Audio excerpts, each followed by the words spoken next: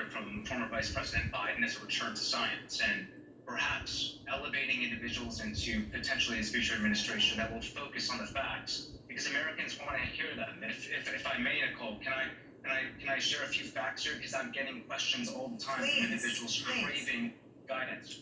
Fantastic. So number one, I've shown the N95 mask a lot here, but you don't hear from our Surgeon General, from Dr. Atlas.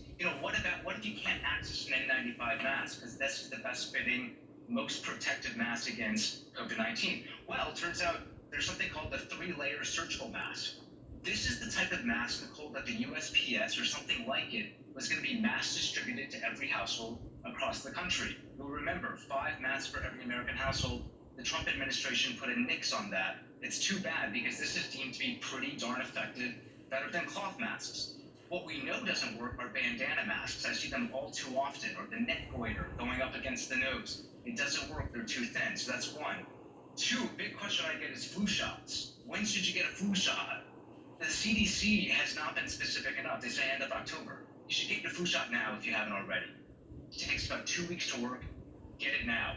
For parents wondering about Halloween, go for a scavenger hunt at home, carve pumpkins at home, do a costume contest via teleconference, but don't trick or treat. It's really just too difficult. You're going to have to sanitize every single candy in and of itself. And then finally, I'll say, Nicole, the Senate is debating the HEROES Act.